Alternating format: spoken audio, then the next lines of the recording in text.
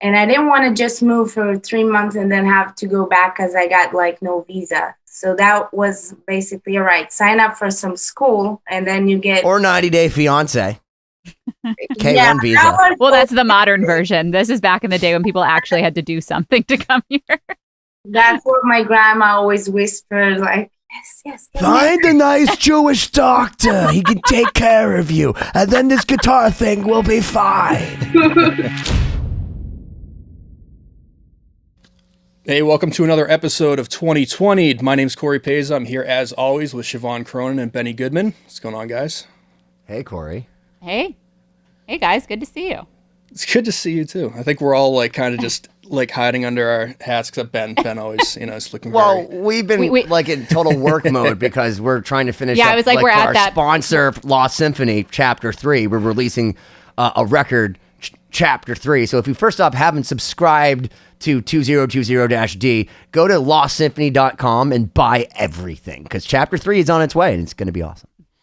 Yeah, I was going to say we've reached that point in the production process where we're all just kind of in our own scary realm. I decided to be mysterious today. I figured that that this way I could like look blown out to cover up all like the lack of fractal lasering, and then this side would be like the dark side of the moon, and all you can hear is screaming. Just like when they went up to the moon and didn't even want to tell NASA that they were hearing anything because it was so fucking bizarre. They're like, they're not going to believe us. Did you know that? Well, okay. Let's get to what we're going to talk about in this episode, which is our incredible guest, Shani Kimelman. Originally from Israel, she plays with Cirque du Soleil. She has a really cool story about coming to the U.S., going to Berkeley, moving out to L.A., Las Vegas. So a lot of really interesting tidbits about what it's like to, make a huge change in your music career. Well, you fucked up how I was bringing it around because Shani is actually Sanskrit for Saturn. So we were talking about space. So I just thought you should know that. It also means marvelous in Hebrew, which is what she's from Israel. So Shin Nun Yud is how you pronounce you spell it, excuse me. So it's Shani, even though it's spelled Shani Kimelman, it's Shani. It's good all right. to know. Well, I'm sorry for cutting off your story. No, there's some really cool stories. She's made some pretty drastic life choices that I think a lot of people would be afraid to make. So it's interesting to hear her thought process behind that and, her experience going to music school and then ultimately ending up out in Vegas. But we'll let her tell that story. Can we just get right to the meat and potatoes, the kosher meat and potatoes? We're here with Shani Kimelman, the one, the only shredder extraordinaire, Shani Kimelman. Subscribe.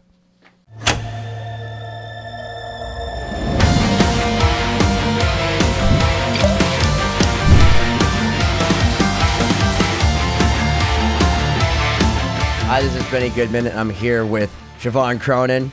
Hello. And Cory Peza. Hey. And a very special guest, Shani Kimelman.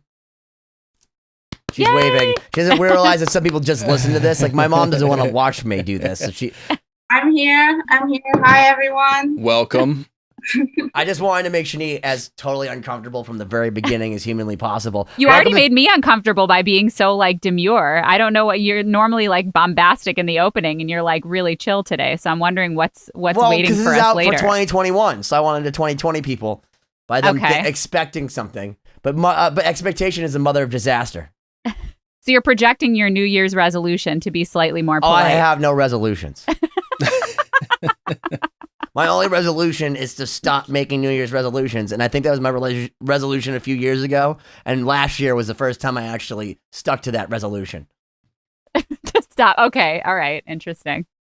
All that said, we are so lucky to have Shani Kimelman, who kind of serendipitously delivered herself to my inbox on Facebook, which sounds so horrible.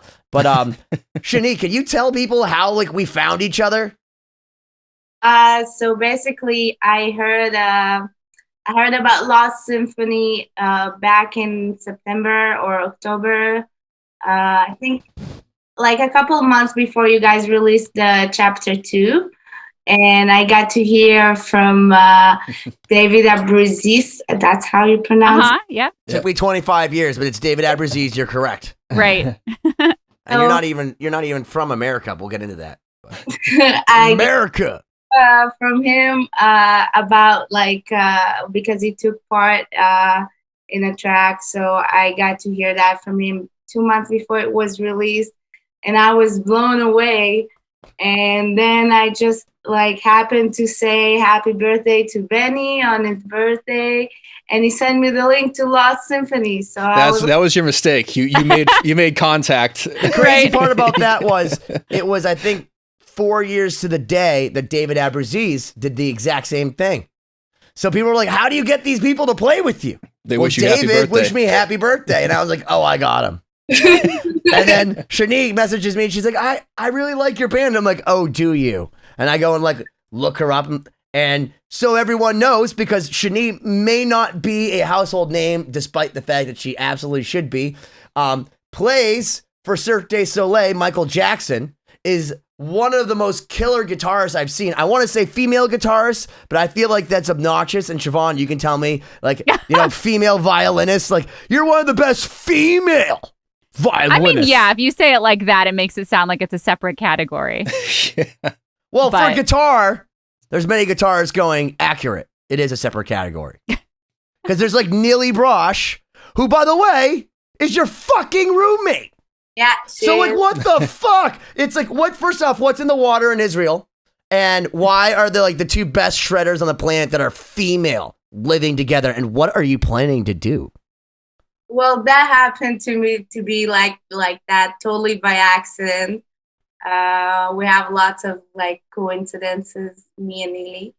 So it had happened to be that I was living here I was living in a hotel like for a long stay when I first moved to Vegas, because they just like put me there. And then I had to leave there and kind of find my own place when I just moved from LA. So I don't remember. I think I accidentally texted her kind of like the happy birthday to Benny. And before I know it, I got That's the catalyst for everything. Like, hey, happy birthday leads to everything. I had to live in Vegas, and how do you have a child? Happy birthday. Just found this house, and like 2 days later, we are roommates. So can we take it back a little bit for people that might not be familiar with you? So you were born in Israel? Yeah. And so when did you come? Wait, that's a crazy accent. I've been like hitting on the girls that sell the Dead Sea salt forever, and I'm always like, "Are you from Syria?" And they always throw things at me. So it's an Israeli accent? It is. Yeah. I thought you kept saying "hey" to me on the phone. I thought you might be Canadian. Anyways, so what inspired your move over to the States? Well, I wanted to be a guitarist here because there's not much to do with that in Israel. Like, it only goes so far, especially like in the rock and metal scene. So I really wanted to do it here, kind of like be where all my guitar heroes were, which is LA. So wait, you just like went from Israel to LA because your guitar heroes are there. Can everyone take a moment here and realize how far away Israel is from the United States and how small this young lady is? The fact she could barely get onto this call, but yet she got onto a plane because she wanted to rock and roll and be like her idols in LA. And shred for the world. I mean, that's incredible. And like, yeah, you have such an amazing story, which I hope, we'll be able to, show to everybody. But I want to hear, even before you came to the United States, like what it was like growing up in Israel. And, you mentioned you can only go so far. That's really interesting to me. Is there not a lot of interest in rock music among people and students, or is it that there aren't a lot of opportunities? Like, what do you feel was the limitation with like developing a career there? It's basically like, I'll answer both your questions like at the same time. So basically it's like LA, but on a way, way smaller scale. Like take all of, I don't know, West Hollywood and where everything happens. And you just like put it in kind of like, I don't know, Van Nuys, like all together, that's kind of it, but like the food is the same, weather is pretty much the same, and like no fires. We don't have fires there. Thank goodness.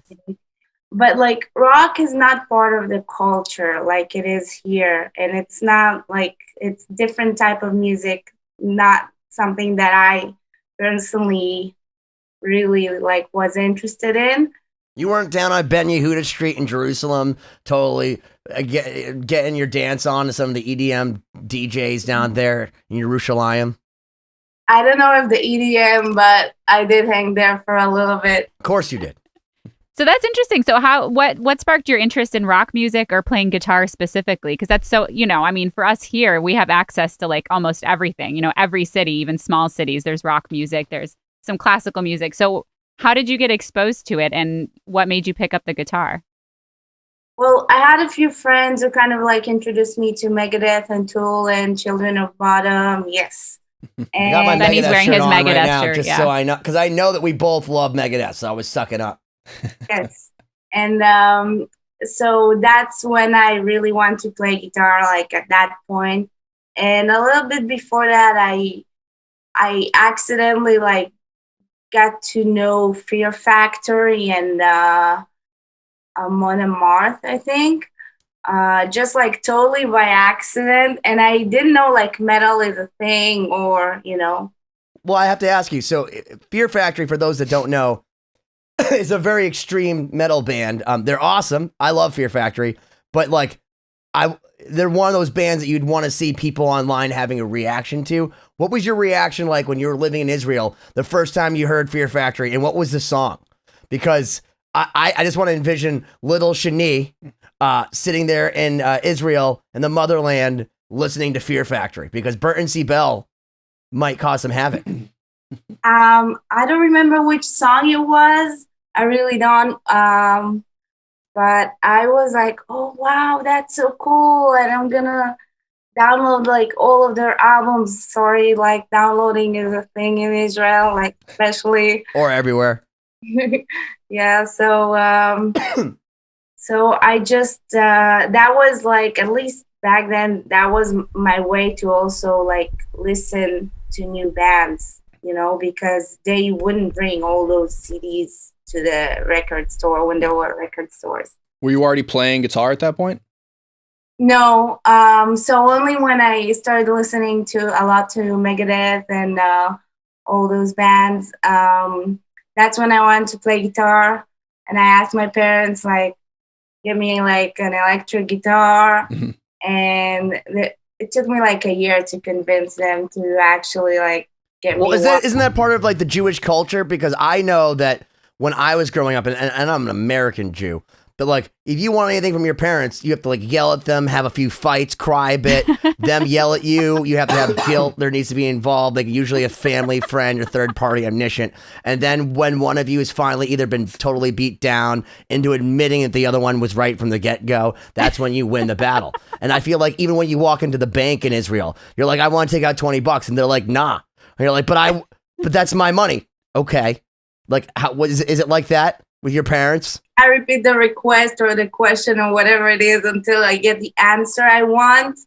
And that's it, whoever gives up first, So it took them a year. It's a good method. Low is just a segue to Cain. So they eventually got you a guitar. Did they also get you lessons, or how did you actually learn how to play? Yeah, it was like that. They were like, yeah, we wouldn't get you an electric guitar because it's expensive unless you take lessons. But Fair. And then it was, my dad is a musician, so he wanted me to study with his friend, who's like a super, super hardcore jazz guitarist. Wow. And, I'm sorry. yeah. And his friend was like, well, I'm not going to take money from you. And my dad was like, well, I'm not going to let you do that for free. So they were like arguing like that for a few months. And what? That's so much what arguing. A Jewish problem. I want your child to learn from you. Okay.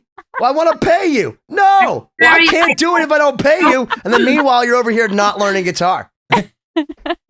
That was like that for a little while. But until I started, like I actually started, it's been like about a year, I think. And that's it. And I started taking lessons with a teacher. He wasn't like rock and metal or anything like that. So he actually like taught me jazz too. Wow. Do you know so a jazz 13th was your chord? Yeah, I was going to ask, was that your like early training was jazz, or what style of guitar lessons did you end up taking? Yeah, and I only got like a nylon string, like a classical guitar.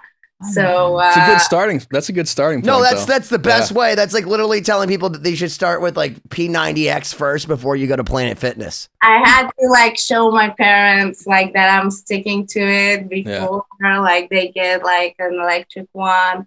And then so I played that for like a year, and I played like a bunch of jazz standards.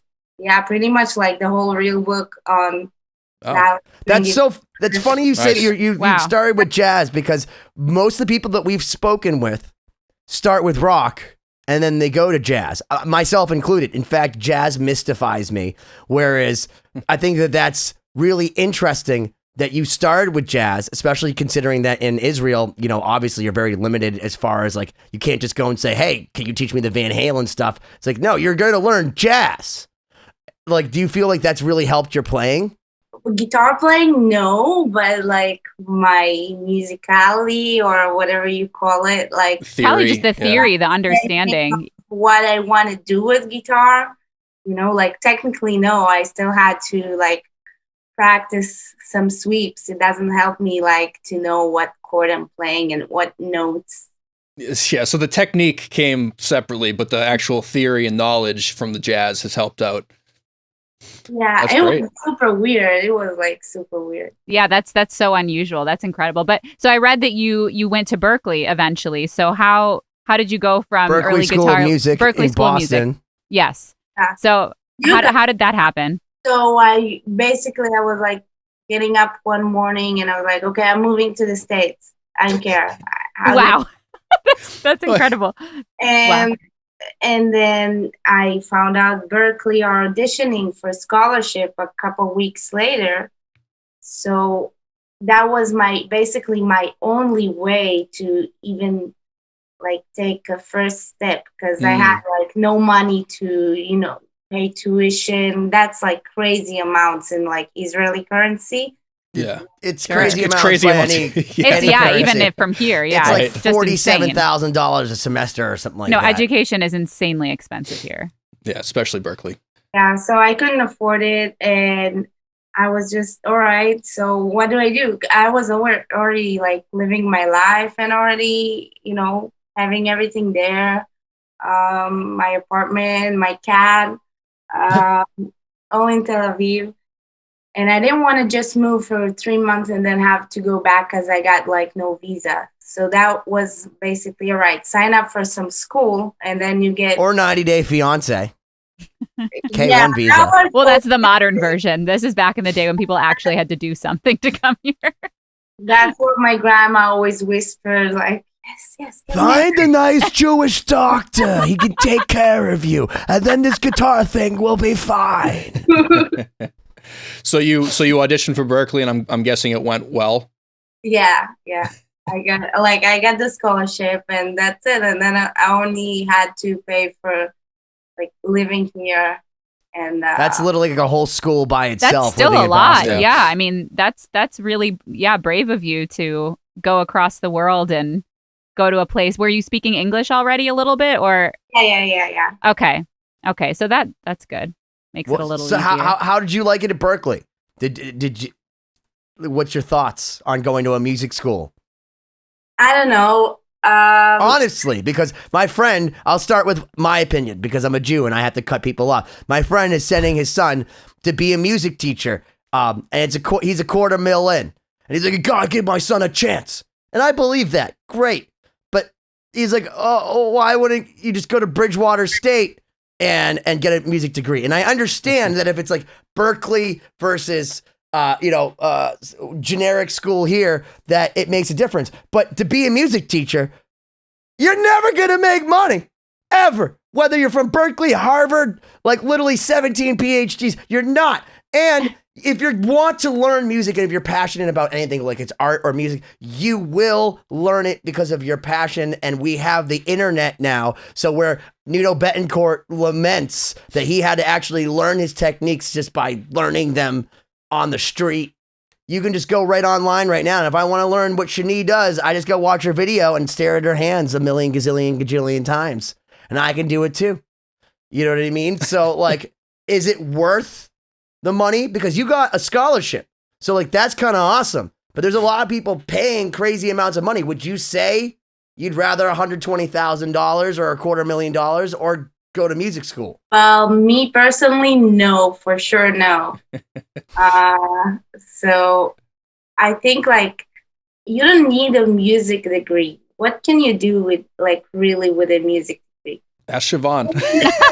No, but I do agree with her, because if you take a lot of people, like having a music degree on paper isn't going to guarantee you a gig or security or a job. It's not like you submit your resume to. It's like having a sociology degree from Harvard. Like, yeah, why? It's really all based, and it's not even based on whether you can perform. So I totally relate. You know, it's like you can be great, but then there are all these other elements, like even us, like me having gone to classical music school, like none of us in my class realized how important it would be to understand like technology and using audio processing software. Like, so all the people that just Thank didn't God adapt for it. Brock. Well, no, seriously. So in a lot of ways, I got lucky. You know, I was always into different types of music. But yeah, I mean, music school is always, most schools, I guess, are always like 10 years behind what the actual climate is going to be when you get out. You know what I mean?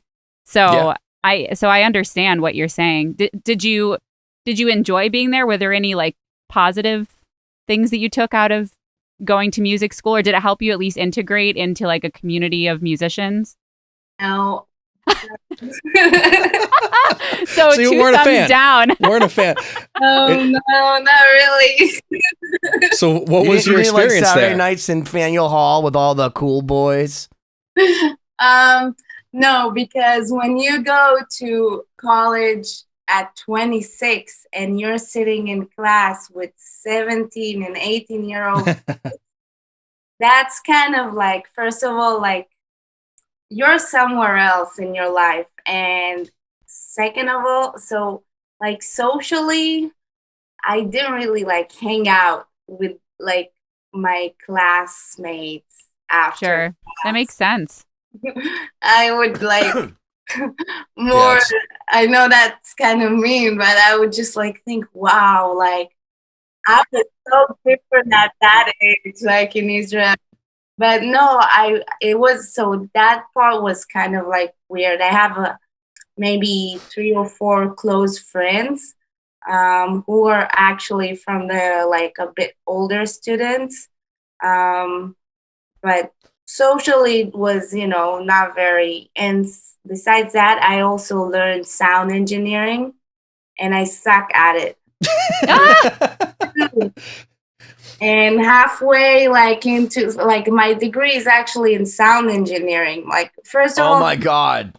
no way in hell I'll ever go clean toilets for 6 months before someone let me touch Pro Tools. Like I don't like it that much. Oh man. That makes sense. What inspired you to go for sound engineering? Was that? And why don't you have a microphone? For fuck's sake. You sound engineer from Berklee School of Music doesn't have a goddamn microphone. At first I'm like, oh, she's adorable. She's a great guitarist. Of course she's like a Luddite, and which by the way, in English means you don't fucking know how to use technology. But nah, you got a degree in it. No microphone. Shame on you, And I got like what do you say? Honors. Like really. So you're saying you aced all your classes, but you don't believe you're good at this. All I know is to plug my guitar, record, get it to sound decent enough to my ears at least, and pass it on. It's a glowing review for Berkeley's College of Sound Engineering. But back to the question though. So what inspired you to go for that? Like, was it a practical decision? Like they had scholarships for that specifically, or did you actually want to go into sound engineering at the time? Yeah, I figured like I might as well learn something new. And I was also very shy and kind of, yeah, so why not be an engineer? Yeah, why not? Nobody wants to hang out with us. Way easier than perform and play guitar. So yeah, it was kind of like, all right, I'll learn something new. Because I already knew like all the core music classes. I tested out of that, and a lot of like guitar stuff that they teach you there. So I kind of tested out of that, and I figured I'm already here. I gotta like have a degree. So why don't you have a microphone? I don't know. I never needed one until now. Well, fair enough. Yeah, I mean, you're an active guitar player, so that's understandable. But I learned how to kind of like, do my videos, record myself, produce a little bit. I suck at mixing. Like if there's a drum kit involved, no. I hear you. Like yeah. I mean, I'm horrible. Yeah, except Cory like literally sends out like his mixes to like actual analog tape to fatten him up. But, oh yeah, I just did a little thing. He's got like buses already set up on like separate machines, so they can just take the drums that I set and then it just like make them immediately sound awesome. He's like, oh, here's your push-up bra, your makeup, your filter, and like sends it back to me as a 2-track mix. What do you think, man? He doesn't even ask me that. He just sends it back to me. Oh, no big deal. So the bass is a little bit loud. I'm like, what the fuck is up with these drums? They sound amazing. Oh, go on. And he plays bass. Yeah. The end. All right. So, but back to Shani. So, okay. So, now I don't remember where we were. All right. So Berkeley, was a swing and a miss. When did you decide to then head over to LA? 2 days before my classes actually like ended. I went there and I learned a lot more, like at least valuable stuff for me in LA in like a few months there than in 2 years at Berkeley. That's kind of how it works That's usually. Like the real world and not like. So let me say in synopsis for those, what you're saying is if you just do it, the Nike trademark here, you could do it without having to spend $47,000 a semester and then plus Boston living costs, which are absolutely exorbitant, to just be in a room with other musicians who don't make money either, making art. How much you want it, I guess. How much did you want it? Well, I guess I did a lot, like enough to, to take all the shit that came like along the way. Yeah. Because you came from Israel. You said you wanted to play rock, but you had to sit through jazz. Like, oh my God, like that's torture enough. Like that's like waterboarding. Okay. And then meanwhile, you're like, I don't have any money. I don't get the shikalim that it takes to live in Boston because nobody does. And then you're like, whatever. I'll audition for these Americans. And they say, you know what? Here's a crazy scholarship. And you go there and you're like, I'm antisocial, so I'll be an engineer. And you kill it. And then you already know this Rome is burning. There's no reason to be in Boston. Everyone that ever matters in LA. So I'll just make sure I'm living there as opposed to all the people that leave Berkeley going, what do I do now? What school am I going to go teach like vocal instruction at? How am I going to take like this degree and do anything other than You're supposed to drop out and form a band, well, that's what I'm saying. You're supposed to drop out. But I feel like leaving before you're even graduating is almost the next level because you're successful now. You're so successful that you're being paid to do nothing because it's COVID. But why don't we go back? So, did you have something lined up in LA already, or was it just like I need to get to LA and figure this out? Yeah, it was like it's cold as fucking Boston. I can't be here anymore. Not even 1 minute. I agree. Like, I graduated. I actually like asked all my teachers to take the final exam a week earlier. So technically, like days before the semester officially ended, I already finished all my class, my final exams, everything, and I just I had a friend in LA who had a room, like his roommate just left, so I moved there. And hold on, so let's just slow this down again, just like Siobhán coming to my house, just like not even knowing who I am. You're just like, yeah, whatever. I already moved from Israel to Boston, had a full scholarship to Berkeley. I'm the fuck out of this goddamn cold ass motherfucking town. You got a room in LA? Shit. I think Paul Gilbert's out there. Why don't I just go that way? Is that where we're at right now? Yeah, it was like that.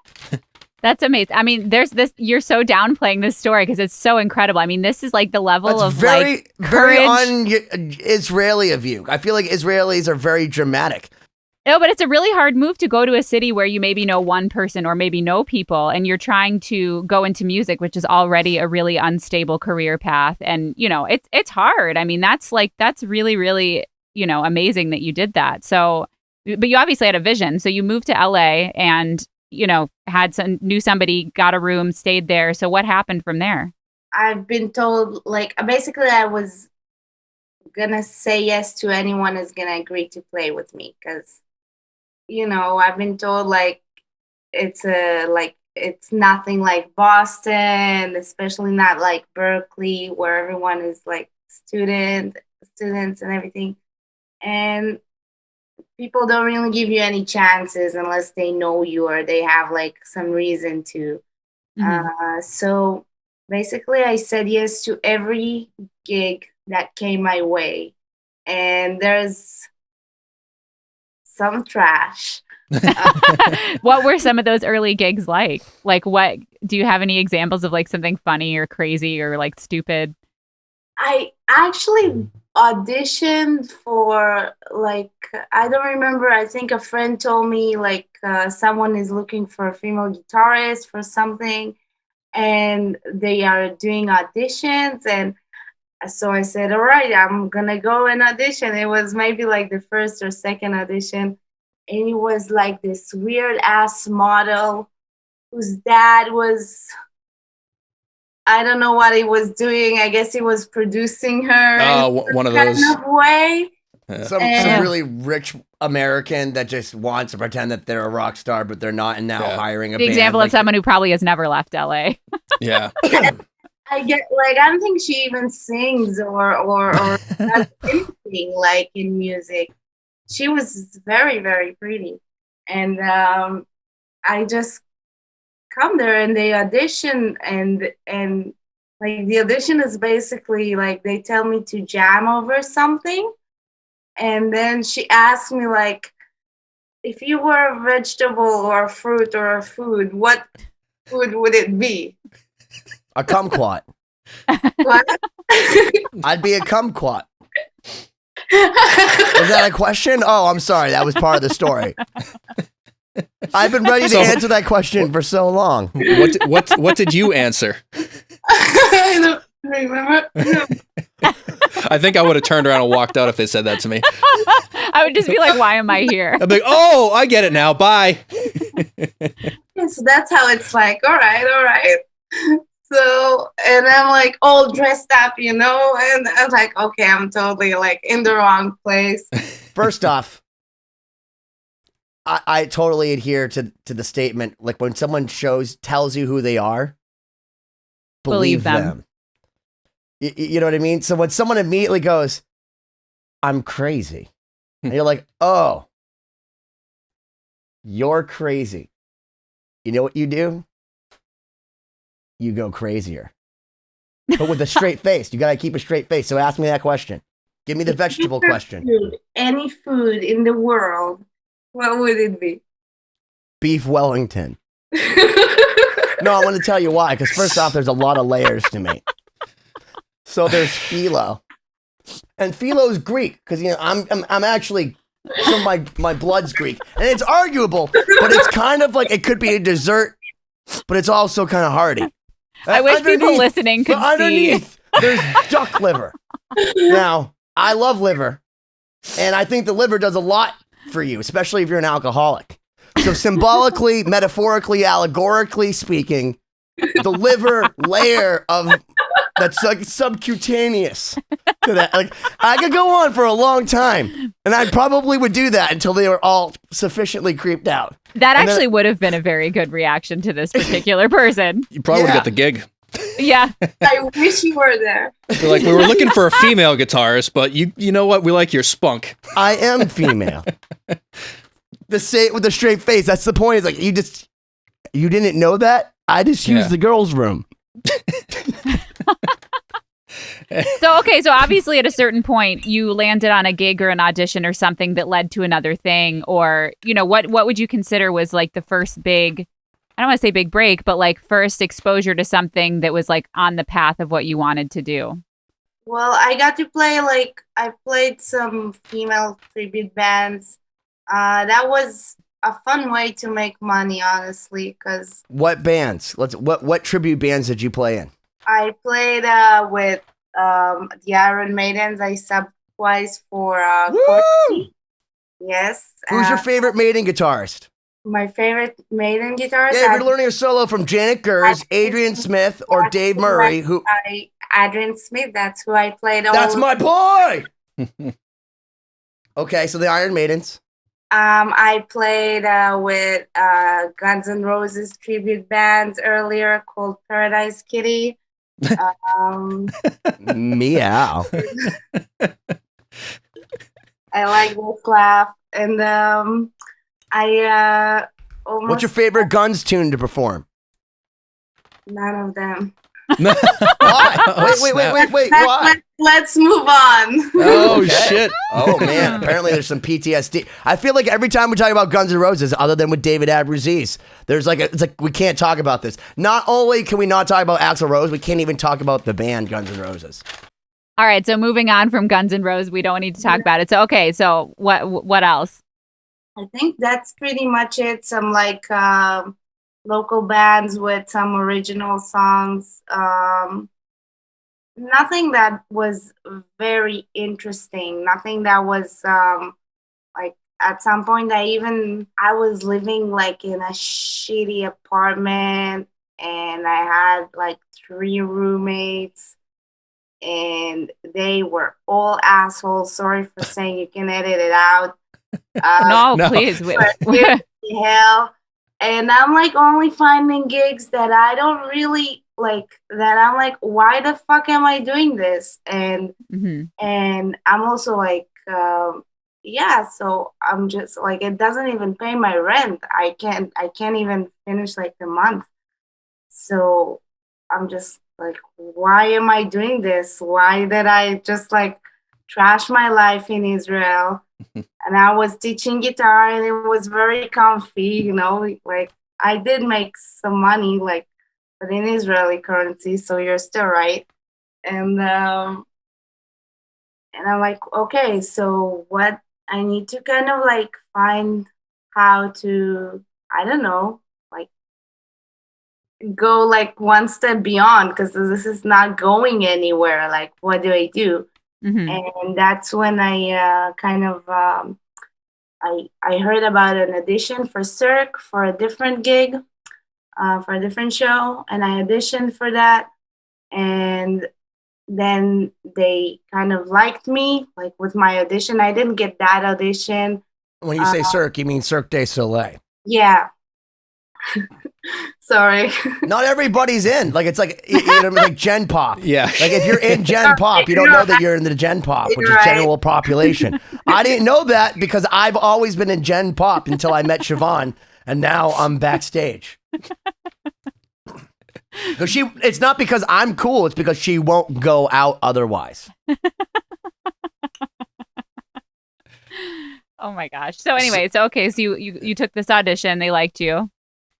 Yeah, and they kept like offering me auditions and by email, like just like sending me a random email saying, hey, would you want to be a guitar player for this and this production?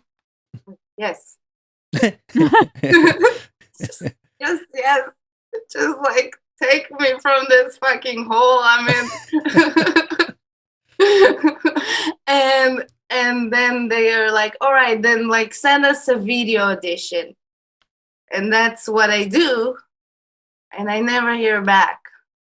And a couple months later, it's like the same circle starts again, but not a word. And it's like also you see with the email address, it's a complete different person. So, you know, you don't hear back, but they just like a few months later, they offer you this like something else. Until that Michael Jackson show came. When that came, first I texted Neely and I was like, hey, did you leave? Neely Brosh, just so you know, her roommate, was in that, the Cirque du Soleil, Michael Jackson. And now has left, not because of any other reason than she's now with Danny Elfman. I texted her to make sure I'm not like stealing her gig. Wouldn't do that for many people, but yes, for her. So once she said, no, I left already, I'm like, all right, I'm going for it. And then I sent the video, and I was like, I don't care if I hear back this time. At this point, I was just like, I'm just doing that video and whatever. You're emotionally removed. You're like, I'm used to living in a shithole in LA. Yeah, I've given up all the cushy whatever in the land of milk and honey and olives on the side of the street everywhere with great topography to live in this shithole that is LA. It's over for me. And then they called me and they said we want to bring you to Vegas to do an audition at the theater. So I came to Vegas, and that was the day before I played in Washington with the Iron Maidens because I subbed for Courtney. And then I came back from Washington to LA, unpacked and repacked, and the next morning I was already in Vegas. And that was a very cool weekend or week, whatever it was. And then I did the audition I got there. I watched the show the night before the audition, and then the next morning I auditioned. It was really I was so nervous. And the funny thing is, so there's the heels thing, all right? Because we play on the heels, high heels, golden. So they want you to come and bring heels and audition on heels and play the whole solo on heels. And they tell you during the audition, can you walk here from while you're playing can you chase Michael Jackson around like Steve Stevens in your heels? So I didn't have heels. And right before, between the flights, I go to Target, just around the block. Okay. And I just grabbed whatever highest heels that were on the shelf. I didn't even try it. I just went to whatever was my size. Totally not an American female. And it was such ugly shoes. And I was like, oh my God, okay.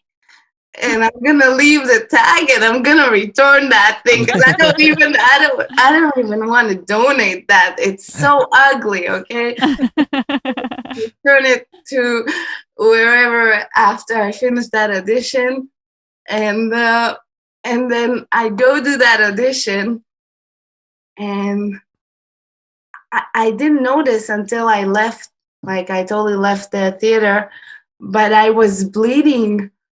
All over those heels, so I just trashed him. But that's pretty rock and roll. I didn't even feel it. So there's a few things we've learned about this. So one, always be ready. We've talked about that because you went from the Iron Maidens to Vegas, just boom, lickety split. Then you went to Target and got disgusting shoes. Now we should always know that fashion trumps comfort. So if you're going to fucking buy shoes, buy some goddamn shoes that are worth bleeding for. Because you just told me that you want to donate that shit. And what I took from that story was, why didn't she get fucking good shoes? Because if you're going to return them, or if you're going to bleed on them, let them say Valentino. So obviously you got the gig. So, what happened when you left? You did your audition on stage, and then how long was it before you found out the results? A month or two, yeah. Wow. Now, were they putting you up in Vegas, or were you back in LA? It was the minute I finished the audition, I packed my guitar and went on the flight, went back home. They're bye. Wow. Yeah, no, that was the flight. They actually booked it like that. So I was I didn't even have too much time. So you went back and just kind of resumed life in LA, and then obviously you found out that you got this. So at that point, you just moved to Vegas? Yeah, they said they'll be putting me to live in a hotel for the first month or two, and like you have 2 months, about 2 months or a month of training. It's mostly makeup training, and which is like it's very cool because you do the makeup yourself. Oh wow, I didn't know that. That's interesting.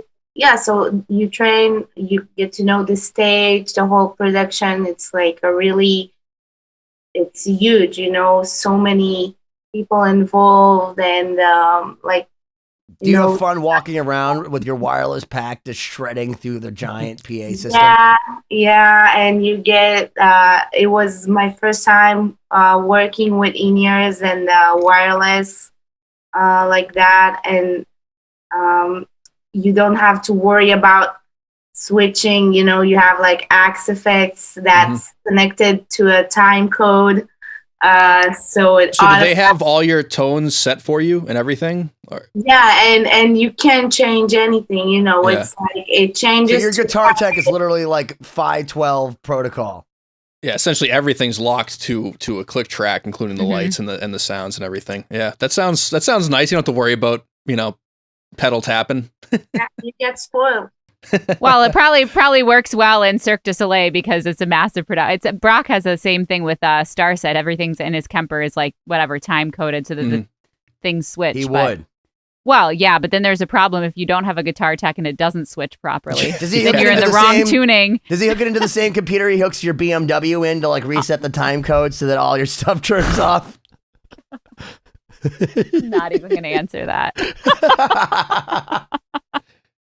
But anyway, that sounds amazing. So you went from, being in kind of what you considered a shitty situation in LA. She was living in a hole in LA with a bunch of fucking shitty roommates with a bunch of animals. And look, LA is really nice in a lot of places. And then there are a lot of places that are not nice. Like there's called Holly Weird for a bunch of reasons. And they have a bunch of scary people that live there and do things. And when you have a climate that's conducive to people that don't have homes, which is a very sad condition, and I'm not making fun of it, but there's some fucking weird ass motherfuckers that have lived that way for a very long time, roaming around as denizens of the streets of LA.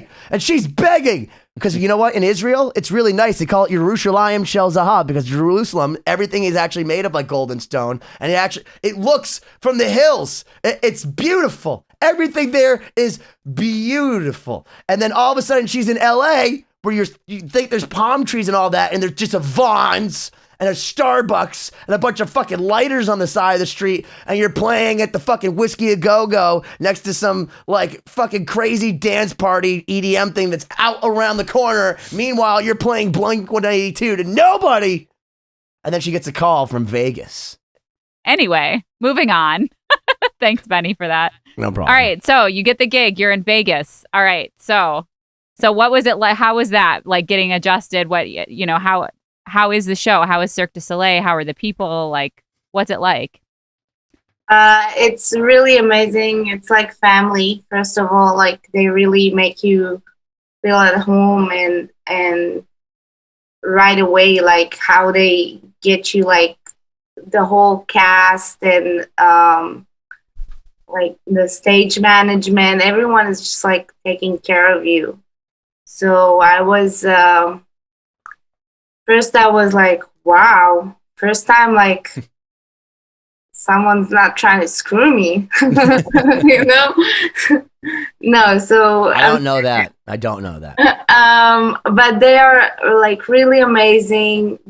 There's, like, the best athletes and acrobats in the world on every Cirque du Soleil show. And these, like, us musicians are, like, who are on the shows are nothing compared to what these guys do. So that's a real thing. Like the musicians are just like a little decoration, I think. What's it like to interact with those type of people? I mean, is there a certain person? Because if anyone, to paint a picture, have seen Cirque du Soleil, you have so one of my friends, Michael, is an aerialist. He was on the German dance team. He was with Britney Spears and Justin Bieber, but now he's with Cirque du Soleil, or was with Cirque du Soleil for a while. And you have to be completely crazy. He can hold his whole body out to the side, like no big deal, could do like act like literally looks like a Mortal Kombat, but like in real life where he can like flip and just like jump off things and then do sash figures with his whole body and then turn into a chair with another person holding him and like flip down, and his calisthenic abilities as far as being able to like his core strength is unbelievable. And you see these people, they're like magicians, they're contortionists, they're like total like not American athlete, they're just athletes. Like what are they like, and what's the family like to be in, and what do they look at musicians like? Because I find there's a lot of people that are athletes like Paulie Calafiore who's blown away by rock stars or whatever, whereas like we're blown away by him as an Olympian, you know what I mean, or a possible Olympian. What do you think? What were they like with musicians? What was it all like, the dynamics backstage at Cirque du Soleil, Michael Jackson? But are super sweet, and like from the very first minute you get there, they're excited to have someone new, because it's the people like you work with every day. That's the people like you get. Because they were sick of Neely, and they're like, now there's other girls here, and she's cooler. No, and there was actually one more girl, Shirin. She's great. Is she from Hebrew? Is she from Israel? No, she's not. She is from Sweden, I think. So again, we were saying this earlier, but Michael Jackson, what was the name of the girl that played with him in like the 90s with the crazy blonde hair? What was her name? Jennifer Batten. Right. So Michael Jackson, and then Orianthi was playing, but what he did is like was going to do his last tour. So now we have like a bunch of awesome, and by shred I mean just like fantastic female guitar players that have come down the line of Michael Jackson. I didn't know that. Yes. I tip my hat to all of you.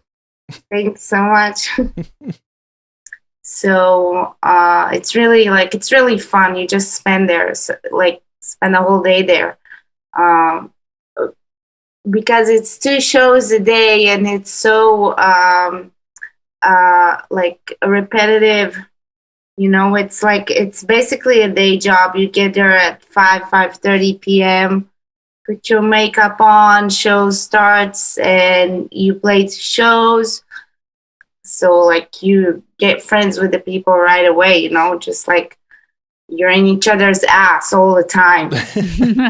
That's it. Super nice people, super like inspiring, kind of like to see people, so many people who are so good at what they do, and it's so unusual. Because I mean, they are way cooler. Like we can play guitar or sing or play drums or do whatever, but they do way cooler stuff. They like bungee jump and flip like according to the beat, and wow. Like they like the amount of physical effort they have to take out on stage. It's like super cool. Yeah. What's a typical schedule like for you? Is it how many shows a day and how many days a week? It's 2 shows a day. One at 7 p.m. I can't believe I'm starting to forget it, because it's been like so long since March, basically, when there's no shows. Yeah. So one is 7 p.m. and one is 9:30 p.m. And then that's it. And it's 5 days a week. And on busy times of the year, it's 6 days a week. Wow. So this is kind of a different world than you know, the standard touring act that, you know, has like, you know, a new show in a different venue, you know, all over the place. So how do like rehearsals work? Is that something where you only rehearse when there's like a new element or a new member, or are the performances becoming rehearsals because you're doing them twice a day, every day?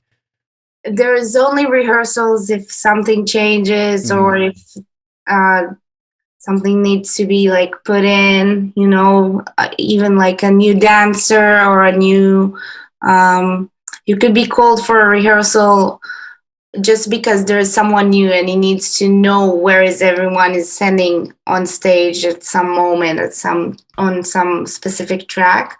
But there hasn't been like rehearsals on music, because basically it's me and playbacks and a singer who's sitting like on the moon that's hanging from the ceiling. She's sitting there for like 3 hours and she's singing. So this is basically a solo show with you and an iPod and a singer. And an iPod. For a nice iPod, yeah. So, Hold on, this is how I know Cirque du Soleil makes so much money. They pay like the gymnasts and the aerialists or whatever, and then for the music they're like, we'll put a computer, but we'll make it look live enough. We'll get this pretty girl that can shred on guitar, and then there's awesome singer, and that's the band. So you were talking about rehearsal, preparing for shows. What was it like when you told us a little bit in the last episode, I believe, about, you showed up and you had a lot of like training on just how to prepare yourself, like your makeup and everything. What, in terms of the music, like what was rehearsal like or preparation leading up to your first show? basically like maybe one rehearsal or two for each song I'm playing. How many songs? 7. Okay. Songs, not even full songs. So it was more like the rehearsal was not about the music. Yeah. It was not about me like rehearsing how to play it, or it was me like getting one time to play it in an empty theater to maybe feel a bit more comfortable. And at first, like the first shows that I played, like the first week or maybe 2 were, oh my God, these shows were scary as fuck. And they were like, I was so nervous. These shows were not my best shows. But did they get mad at you? Do they even know if you fuck up? No. Or they're just like the aerialist did something bad in the third song and they have to readjust something? No, and also like if there is the sound crew is also watching you. So if you break a string, for example, in the middle of the solo, or in the middle of the show or anything like that, you will turn your guitar down and turn up like the backing track. Mm. Mm-hmm. So basically, if you just have to play air guitar to your own track if you fuck up a string. Yeah, but like you don't have that like set in your head when the first time you like fuck up. Shouldn't you? Because like if you have a whammy, right? Let's just say you have a bad saddle or something like that, and you're like, fuck it, I don't want to learn in the closet. Not tonight. Boom! Do a dive bomb. It breaks off. They're like, oh, we have to make all of it a backing track, and then all you got to do is mime. Because I could be an air guitarist for Michael Jackson. One time when I broke a string on the last note, last like beat of the last band of the solo of the last show. So you're playing, you said 7 songs. Is that the set? Yeah. So 7 songs twice a night for 5, sometimes 6 nights a week. There's a balance between like different kinds of shows. You have people that play like what I do a lot. I do like the 3-hour bar and club gigs where you're playing 60, 50, 60 song set list, and it kind of changes every week. You have like Siobhán, who's going around touring on like a headliner set, which how long is that? An hour and a half? Yeah, about an hour and a half. And you do that for a few months, maybe at a time. Yeah. And bands like that, I know from talking to people, is by the end of that tour, you don't want to hear those songs anymore. So how do you feel after like several weeks or months of playing that set list? How do you keep it fresh, and how do you keep from like going out of your mind? Some songs I can do my own thing, like my own solo over it. Some songs like Beat It, you gotta play. You can't make your own solo. You got a legendary one. Can't fuck with Frankenstein. So some songs I kind of like do my own thing, which I tried to do what the person that was there before me did, like something in the same spirit. And what song was that? Even Black or White, like all songs. When I just got there, I just kind of like heard the recordings, because actually Greg Howe recorded all the guitars for them, all the guitar tracks for Cirque du nice. Soleil. He's a nobody. Yeah. I didn't even know that Greg Howe did that. That's crazy. They did not give me those recordings. They gave me recordings of the first girl that did the music, the girl that did that before Neely did. Gina Gleason, she's I think that's her last name. So I never heard like Greg Howe's recordings. He's ridiculous. He's ridiculous. It makes so much sense. I only did later. But I did like some similar stuff to what I heard. So was there like a sweet spot where you said the first few performances, like you were nervous as hell? So I'm guessing that like eventually it kind of becomes, muscle memory, right? Yeah. And also like with your nerves and how nervous you are. And like, I think first show right before the solo, the pyro goes. Yeah. And I guess I jumped and I dropped the pick a second before. Oh no! And I can't even like stick around to look for it. Yeah. Because like right now at this very moment in like 2 bars, I gotta be stepping to the beat to the center of the stage and start like the solo. And that's like my second or first show for like ever. Yeah. And I just dropped my pick and I'm like, fuck. So what happened? There's never been a bigger F word, like. And I was just like, what can I do? I'm gonna play the solo without the pick. Like half of it is tapping anyway, and it's just the ending that's gonna like sound a little bit bummer, but a little more legato. I got fire coming out of my guitar at the same moment. So hopefully. Oh my god! So hold on, but this is such a testament to being the right place at the right time, because they don't give a fuck at Cirque du Soleil if you suck at it, unless you really, really make a thing. And you're going up there and you're scared out of your mind. You drop your pick in the dark, and what do? You're a professional. You go out there and you take your licks, and you want to know what? I bet you 98% of it. Nobody noticed, except like maybe one nerd like me. She's like, why isn't she playing with the pick? He's tremolo picking it at the end of the song. Yeah, no, and adjusting quickly. That when she said she broke a string, it reminded me of a story when we have these interludes that the string players play, and I broke a string like right at the end of the song before. No, I like hit a note, and somehow something on my bow like completely snapped one of my strings. Oh, wow. And I have this solo to play that's like up like kind of on one of the higher strings, and it was the high string that broke. Ouch. And I was like, for a second, it was the same thing as like I had 2 bars to like decide what to do, and it's like, okay, am I gonna like just pretend that I'm doing something else and like not the normal solo? And I was like, no, I just like did it on the other string. But yeah, I mean those moments are crazy. It seems to always happen when you don't want it to. I usually just yell at my brother and then make a scene in front of everybody and make an entire club uncomfortable all at once. And my mom was like, we can't do this outside the house. They're going to start thinking about us. And then like our neighbor's like, why did I come to the show? Like, we put you on the list. Shut the fuck up. I even gave you a drink ticket. So anyways, obviously that show hasn't been happening since what you said, March. So like, I think by the time this episode comes out, it'll be almost a year. So what are you doing? What are you doing to keep busy? Been doing some YouTube covers.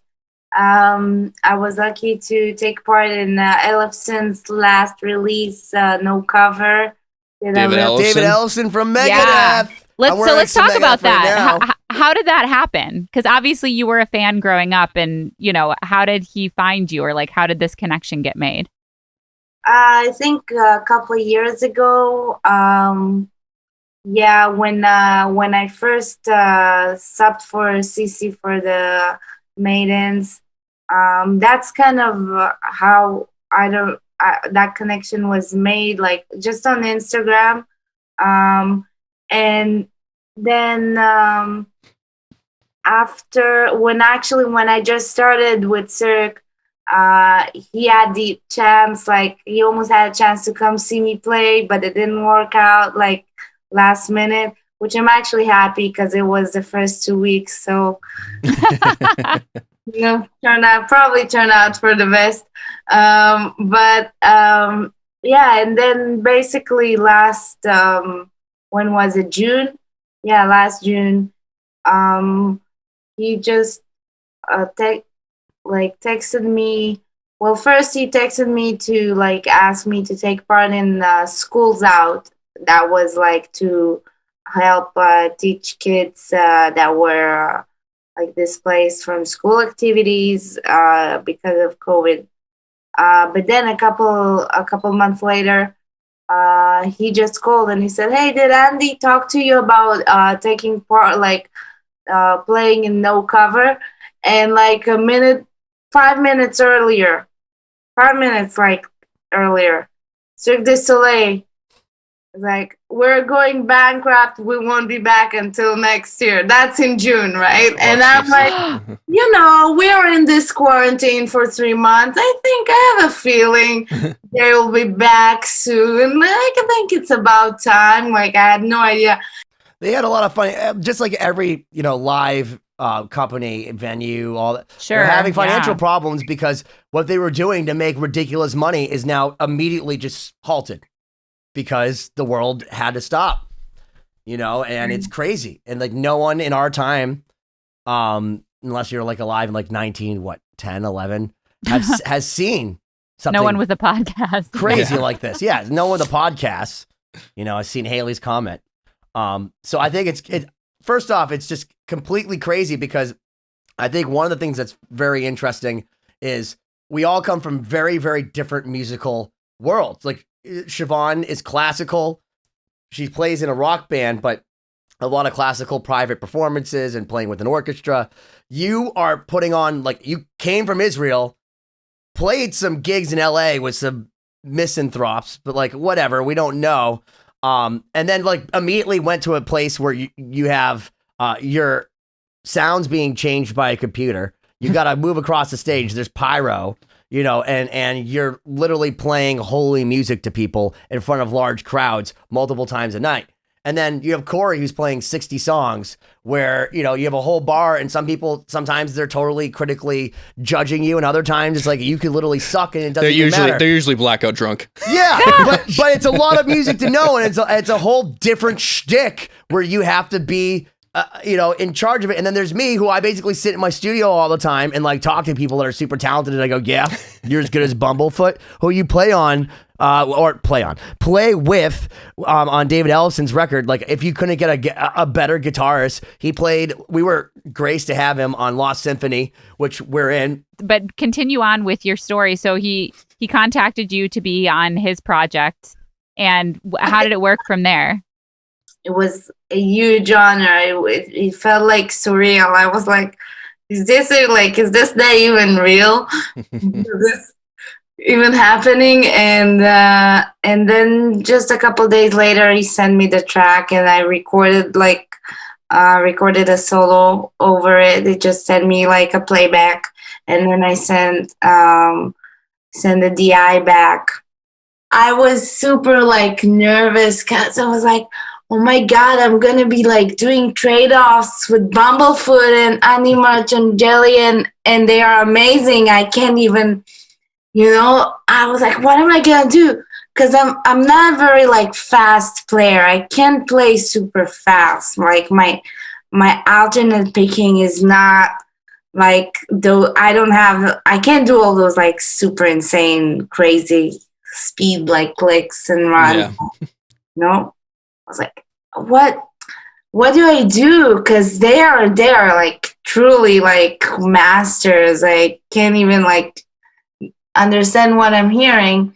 And I'm just like, all right, I'm going to try to play as fast as I can, but also like, keep it in taste, like not just try to be like all that staying in your lane, like a 15-year-old kid with some napkins, and well, when you're playing against Bumblefoot, right, and Andy, like you, if you're gonna play fast, you gotta play it right, or otherwise those guys, because Bumblefoot doesn't even need frets. He's just like Siobhán. He doesn't even need frets to fucking rock out. I did as fast as I could, more or less. It sounds great. Musically, and then go check out No Cover from David Ellefson featuring Shani. I'm playing whole notes comparing to what they do. Yeah. It's insane. It's good though. It's a nice dynamic, you know? They're truly amazing. No, so obviously, you have a long career ahead of you, and you've done some amazing things. You also have an EP, which I was checking out before we got on today, and it's super cool. Like, I didn't really know what to expect, of course, because I don't know a lot about you, but I listened to it and I'm like, wow, this is like, it's got like some cool, just like riffy stuff, like electronic, like very, it's like super upbeat and interesting. Can you talk a little bit about like where, how you got your ideas for that, when you did it, like where you were at in your life, like how did this project, how'd you decide to do that? I just I wrote these tunes and totally different times, and I don't know, I think like the third one I probably did like when I was 16 or 17, just like grabbed the guitar and kind of like recorded that.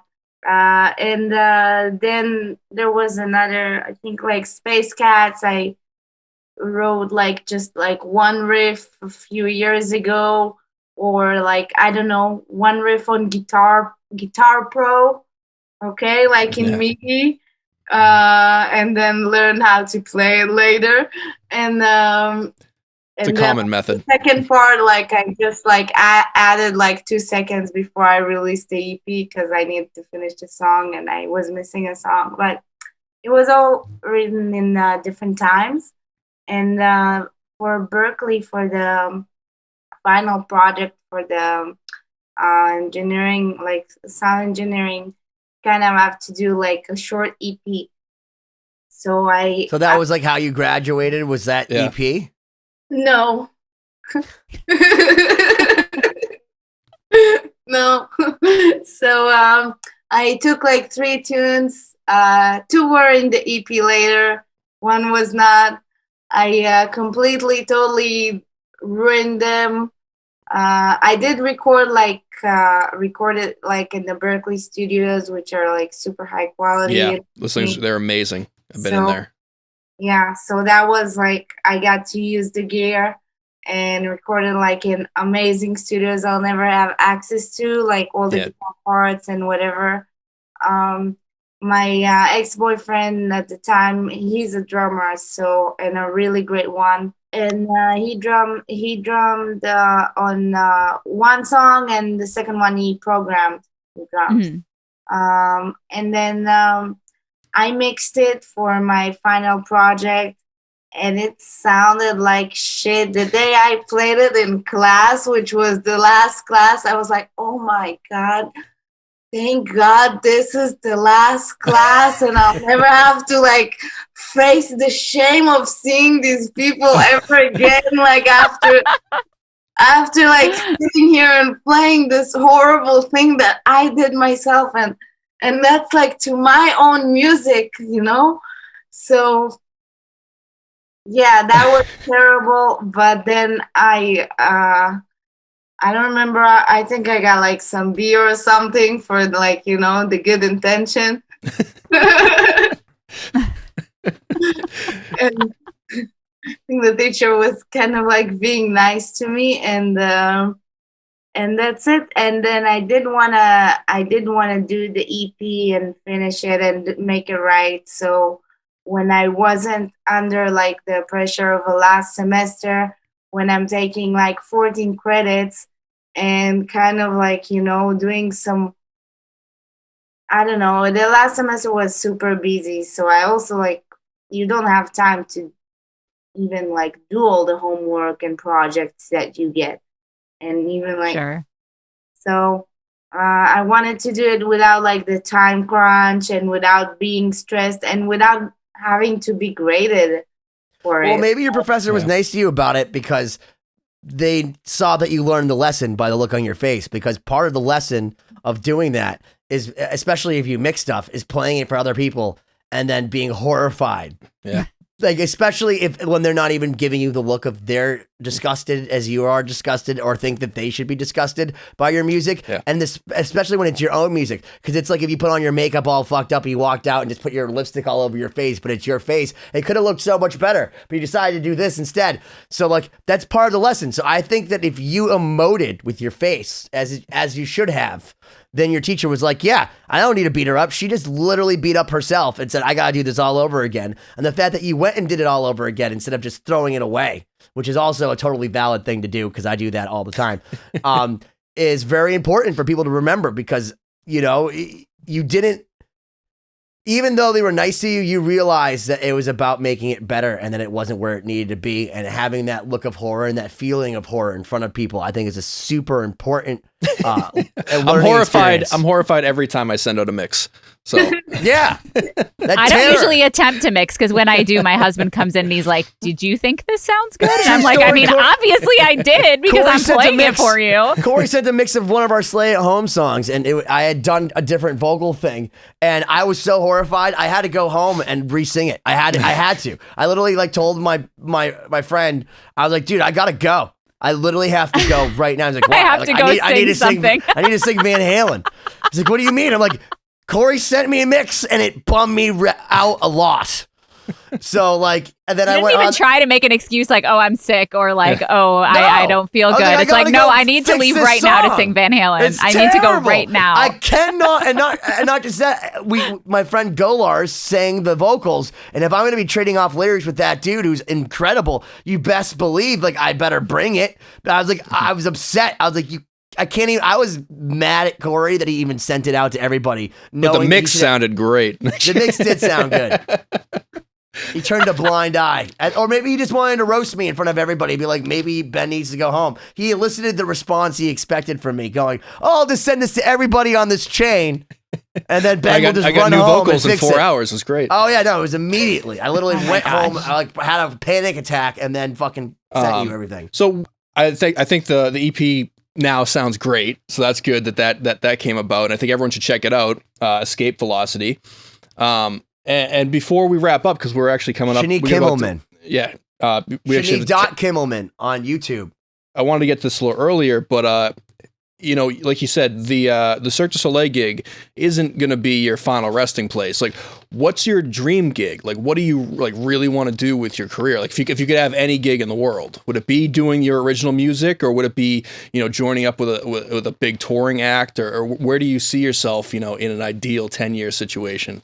Probably performing as much as possible, like, and I don't know if like always traveling, but I love performing. Like, I love playing and being on stage. So whether it's my music or other people's music is not as important to me as just to like have this experience. And it's like what I want to be doing rather than, I don't know, being a recording, like, you know, like recording guitarist or a teacher or I don't know, anything, just like be on stage. So that's one thing I plan on finding a way to like keep doing. So it sounds like you're in the right gig now. I have absolutely no choice. I'll teach some guitar too. I did that in Israel and I was like, nope, I'm not gonna do it in the US. Like, I'll be a waitress, but I won't teach guitar in the US just because I did it so much in Israel. And I was teaching first graders, like the first. I've been there. How to hold like a tiny guitar. So that means that you can totally teach me then. Yeah, they never wanted to play guitar.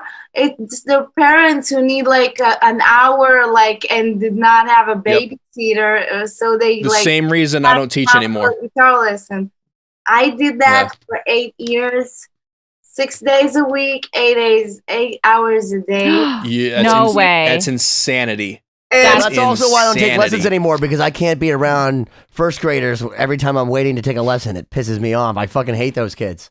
But that's really interesting that you said that, though, because I think there are probably a lot of people who would say that 100% they want to be performers, yet they are teaching full time, and I think it's really easy to get trapped because it is secure. And that's kind of the first thing that you'll go to when it's like, you don't know if you're going to get a gig and you think, okay, I'm going to teach. And then one thing leads to another. And all of a sudden you're teaching 6 days a week, 8 hours a day, and you're too tired and you don't have the energy or the capacity to actually play and to put yourself out there.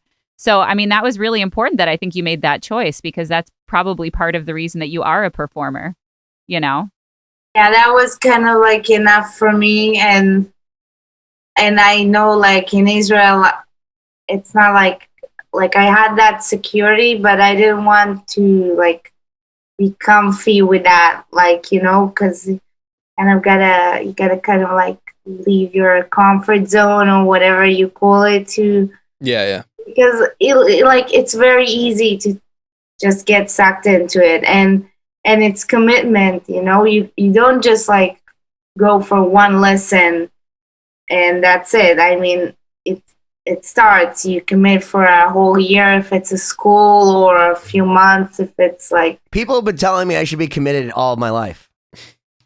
Yeah, I don't. People tell you that. I don't get it either. He had to fit one more awful joke in before the end of this episode. I don't want to do that for sure. Yeah, no, I think that's a good call. I guess I have no choice, but. Nah, stay away from it. Yeah. I agree. It's a soul killer. I appreciate you coming into our danger zone, Kenny Loggins style, and letting us, get to know you and dissect you a little bit, because I think it's, first off, super cool that you because I've been to Israel. It's very far away, and it's a totally different world out there, and everything from culturally and all that. So to culturally, the culture shock as far as going from Israel to Boston, and then the culture shock going from Boston to LA, and then the culture shock from going from LA to Vegas. Because anybody knows that those different towns, I mean, I'm sure Siobhan's like, oh, I've been there 37 times, so I totally get it. That's a lot. And the fact that you went from thinking in Israel, I should do this, to getting a scholarship to Berklee School of Music, to playing Michael Jackson, the king of freaking pop, in Cirque du Soleil, which is arguably one of the craziest shows that, like, everybody should go see. Like, and I can't wait till all this shit's over and we can go, because I will be front row in Vegas. Like, that's the next place I'm going when I can totally go. Yeah, it's a massive gig. That's amazing. I mean, that's just incredible. But it's people say, hey, have you made it? When have you made it? All this sort of stuff. And it's really interesting to be on this call with all these people, because the way that you've made it's completely different than the way Siobhan's made it. It's completely different than the way Cory hasn't made it, the way I have not made it. Yeah. And for us to even have the ability to understand what you're doing, because what we try to do is help people that are listening understand what it takes to make it. And, like, you literally pointed at the television and just said, I need to do this and rock and roll, and, like, ended up in Boston, said it's too cold here, ended up in LA, played with the Iron Maidens. Next day you're in Vegas. Next day you're back. Then next day you're back to Vegas in like a month, and then you're playing the show. And they're like, here's the backing tracks. Here's play Michael Jackson. And they don't even care if you have a pick. No pressure. No pressure at all. It's so funny, though, because I feel like once you get that first big gig, that's when you feel like it just began. At least that's how I feel. It's like you have all this time that you struggle and you work really hard, and you're like, okay, when am I going to get this thing that's going to make me I can't wait till it begins. Yeah, it's called Dustin and let him know that I need to have my beginning. but that's what's cool. And, I'm sure you'll have like a really long, successful career, because I feel like, one thing opens your eyes to the next thing, and every experience you learn something. And it's so cool to learn from you and, like, the things that you've accomplished and gone through to get to where you are and where you're going. So yeah, it's awesome to talk to you. Thank you so much for having me. You're, like, all amazing. This is, like, well, like, this is the socials we get ever. Like, even in Right. real life, like, This is it. we don't. Cory and I haven't seen Cory in months in person. Like, I called him today. I was like, maybe we should get together in a room, and even with masks and, like, containment systems and shit, to get the record done. But I could already hear his voice on the other side being like, but we're getting successful at this, at working autonomous from one another. And when people say, like, this is the new way of life, I've adjusted to this way of life. And I'm hoping I don't ever have to go back to the other way of life because I don't know how to live it anymore. Oh my God. But Escape Velocity by Shani Kimelman. Make sure you guys check it out, and make sure you check out her social media, YouTube, Facebook, Instagram, all those fun things. Kimmelman on YouTube. Go check her. You play some Racer X, which, by the way, is like, and you play on Paul Gilbert's guitar. I wanted to ask you that before you left. How the fuck did you get your hands on a 1989 prototype Paul Gilbert guitar? Because when I used to watch Paul Gilbert, the solo he plays, like the live solo in Japan or whatever, is on this exact guitar. Yes. The exact same guitar. And if you look at my video after I told you that, and you look at the neck of the guitar, you like, it all makes sense, you know? You're like, yep, it's the exact same guitar. How did it happen? How did you touch that guitar? Mine. It belongs to an ex-boyfriend who was not a drummer, who was a guitar player, apparently. And that was like way back, like I think almost 15 years ago. That was a very trusting boyfriend. I'd be like, if Cindy was like, hey, can I play your Paul Gilbert guitar? I'd be like, why don't you ask if you could put my baby in boiling water? What's wrong with you? Don't touch that thing. Don't even look at it. Don't look at it. Don't look at it. On the baby boiling comment note, you guys have been 2020'd. Shani.Kimmelman on YouTube. Yeah, on YouTube. Playing Paul Gilbert, literally arguably the hardest, craziest shit on the planet, except she nails it. Nailed it, 2020. Even the DJs didn't know who we were. We had a DJ in Johnson City, Missouri. I wish we had video because this place looked like an old switchboard. You know, like, operator, I'll pass you through. You know, you're like putting the things up. And he's turning dials, cranking it up, and it's like the needles are twitching, and it's finding I can't, this is awesome. I can never forget this. And he sits down, he's like, all right, welcome to 107.9 The Buzz. We're here in Johnson City with a band. What's your guys' name? We're like, we're Starset. All right, well, this is Dave at 107.9 The Buzz, and here's a band called Starset playing a song. All right, 1, 2, you know, we're like, what? You don't even know, like, he doesn't even care.